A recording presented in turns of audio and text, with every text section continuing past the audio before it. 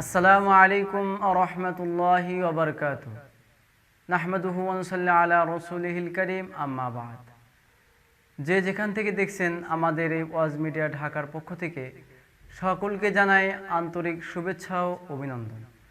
আজকে এই প্রশ্নের উত্তরমালায় আমাদের এক ভাই তিনি প্রশ্ন করেছেন যে আমাদের স্ত্রীর সাথে আমরা কেমন ব্যবহার করব এবং সহবাস করার নিয়মটা জানাবেন। ইনশাআল্লাহ ইসলামের দৃষ্টিকোণ থেকে আমাদের স্ত্রীর সাথে আমাদের ব্যবহার এবং তাদের সাথে সহবাস কেমন হবে সে সম্পর্কে কিঞ্চিত আলোকপাত করার চেষ্টা করব। আমা তাওফিকি ইল্লা বিল্লাহ। এই মর্মে সূরা বাকারার 223 নম্বর আয়াতে আল্লাহ রাব্বুল আলামিন বলেন, নিসাউকুম হারসুল লাকুম। এখানে আল্লাহ রাব্বুল আলামিন আমাদেরকে বলেছেন যে তোমাদের জন্য তোমাদের স্ত্রীদেরকে ক্ষেতস্বরূপ বানানো হয়েছে। তো সেই জন্য আমরা এটাকে যেমন ইচ্ছায় তেমনই ব্যবহার করতে পারি, তবে এমন কোনো কাজ না করার যেটা আপনার স্ত্রীর সাথে আপনার সাথে যেন একটা লজ্জাজনক ব্যাপারের সম্মুখীন না হতে হয়। সেই জন্য প্রথম উচিত হবে আপনি আপনার স্ত্রীকে জিজ্ঞাসা করা এবং তার থেকে অনুমতি নেওয়া। সেক্ষেত্রে আপনার স্ত্রী আপনার কথায় বাধ্য হতে বা বাধ্য হওয়া অজীব। কারণ আল্লাহর হাবিব সাল্লাল্লাহু আলাইহি ওয়াসাল্লাম হাদিসের ভিতর বলেন যে যখন কোনো স্ত্রীকে কোনো স্বামী তার বিছানায় ডাকেন আর যদি সেই স্ত্রীর সেই স্বামী ডাকে সাড়া না দেন, তাহলে সারা রাত্রি ভরা ফেরেশতারা তার ধ্বংসের কামনা করেন। তো এমন অভিশাপ থেকে বাঁচার জন্য আমাদের মা বোন বা স্ত্রী যারা আছেন তারা অবশ্যই আমাদের পুরুষদের এই কথাকে অবজ্ঞা না করা, এটা আমি মনে করি একটা জ্ঞানী লোকের কাজ হবে না। যে একজনের স্বামী তাকে তার বিছানায় ডেকেছে আর সে বিছানায় আসে নাই, তাহলে ফেরেশতা তাকে অভিশাপ দেয় এবং সারা রাত্রি ভরা তার জন্য এরকম আল্লাহর কাছে তার জন্য এরকম অভিশাপ দিতেই থাকে ফজর পর্যন্ত। তো যাই হোক, আমি যে কথা বলতেছিলাম যে মেয়েরা আমাদের জন্য পোশাক স্বরূপ এবং মেয়েদের জন্য পুরুষরা পোশাক স্বরূপ। এ মর্মে হাদিসে ভিতরে আছে হুন্না লিবাসুন লাকুম, যে তারা হচ্ছে তোমাদের পোশাকের মতো এবং তোমরাও তাদের পোশাকের মতো। তাহলে তাদের সাথে আমাদের কেমন আচরণ করা উচিত বা দরকার সেটা একটু ভাবলেই এটা স্পষ্ট বুঝে আসে যে আমাদের ব্যবহার তাদের জন্য কতটা শোভনীয় এবং সাবলীল হতে হবে। এর দ্বারা অবশ্যই প্রতিমান হয় যে আমরা যা খাবো আমাদের স্ত্রীদেরকে তাই খাওয়াবো। যাই হোক, আমরা কথায় আসি। এখন ওই ভাই প্রশ্ন করেছেন যে তাদের স্ত্রীর সাথে এবং আমাদের স্ত্রীর সাথে সহবাস কিভাবে করবে। সহবাস করার ক্ষেত্রে যদি সেটা প্রথম দিন হয়, ফুল সজ্জার দিন হয়, সেটা যদি বাসর রাত হয়, সেটা যদি আগ্রহের দিন হয়, যেটা আমরা প্রত্যেকেই যে রাত্রিকে খুবই কামনা করি বাসনা করি, সেই রাত্রি প্রথম রাত্রিটা আপনার যে এত আবেগ লুপ্ত হবে বা আপনি এত হবেন যে আপনি নর্মালি আপনার স্ত্রীর দিকে আপনি ধাবমান থাকবেন।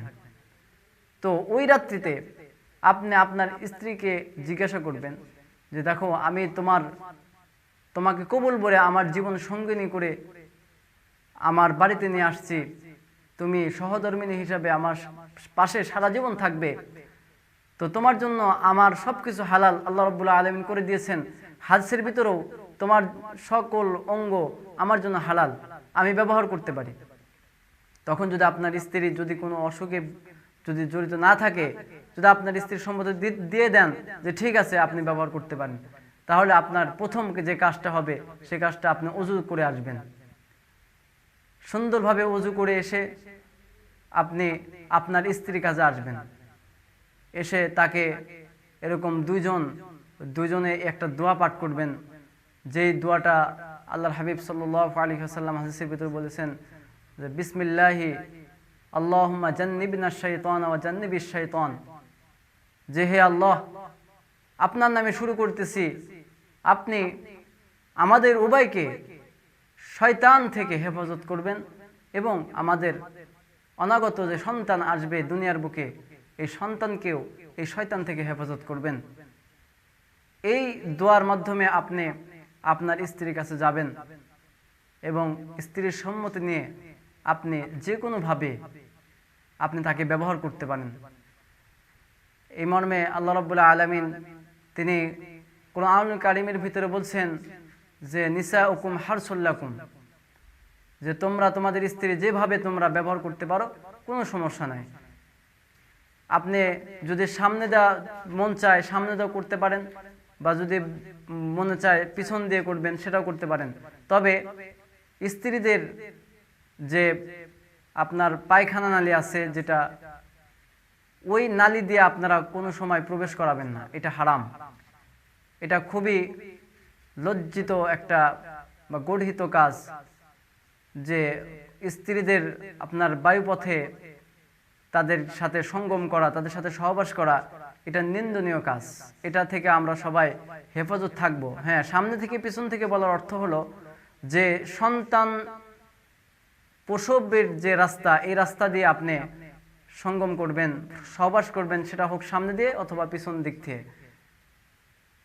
এই মর্মে হাদিসের ভিতর পাওয়া যায় যে ইহুদিরা তারা ভাবতো যে যদি কোনো পুরুষ তার স্ত্রীকে পিছনের দিক থেকে যদি তারা এরকম সহবাস করে, তাহলে সন্তান টেরা কুজা বাঁকা হবে। এই ভয়ে তারা পিছন সাইড থেকে তারা সহবাস করতো না। তো উম্মে সালামা রাদিয়াল্লাহু তাআলা আনহাকে কোনো এক সাহাবী রাদিয়াল্লাহু আনহু জিজ্ঞাসা করলেন যে আল্লাহর হাবিব সাল্লাল্লাহু আলাইহি ওয়াসাল্লাম এই সম্পর্কে কি বলেন? তখন তিনি বলেছেন যে আপনি কিছুক্ষণ অপেক্ষা করেন, আল্লাহর হাবিব সাল্লাল্লাহু আলাইহি ওয়াসাল্লাম তিনি বাসায় আসবেন, তিনি আপনাকে সলিউশন দিবেন, তিনি আপনার প্রশ্নের উত্তর দিবেন।